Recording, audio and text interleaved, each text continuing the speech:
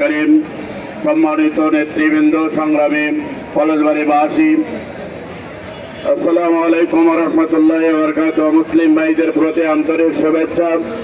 সংগ্রামী ভাইসব, আমাদের আজকে 2006 সালের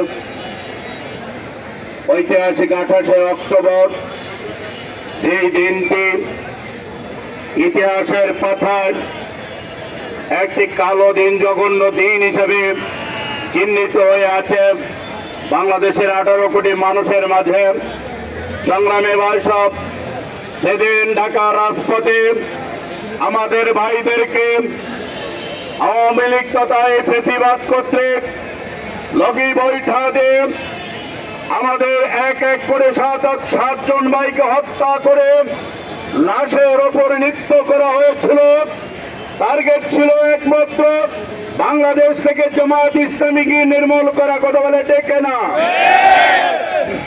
আজকে কালের প্রবাহে উপস্থিতি প্রমাণ করে সেই হত্যাকাণ্ডের মধ্য দিয়ে বাংলাদেশে আজকে কোরআনের রাজ কায়েমের পরিবেশ তৈরি হয়েছে।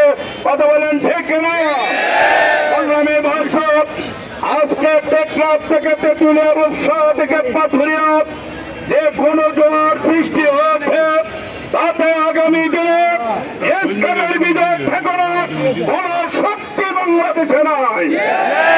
সংগ্রামী ভাইয়ের আমার, সংগ্রামী ভাইয়ের আমাদের বাংলাদেশ জামায়াত ইসলামী ছাত্র শিবিরের জুলুমের অনেক লম্বা ইতিহাস আছে।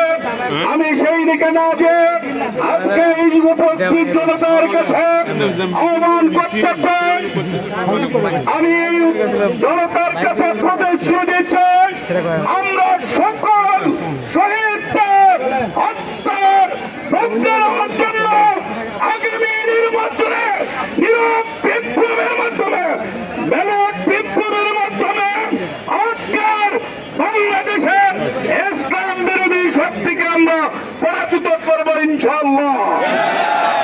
আমরা দাঁড়িপাল্লাকে বিজয় করবো ইনশাআল্লাহ। আমরা কলেজবাড়ির সদল্যপুরের জামাত মনোনীত জামাত মনোনীত এমপি প্রার্থী অধ্যক্ষ মাওলানা নজরুল ইসলামকে এমপি হিসেবে বিজয়ী করবো। কথা বলে দেখছেন তারা কারা বিজয়ী করার জন্য রাজ্যকে হাত তুলে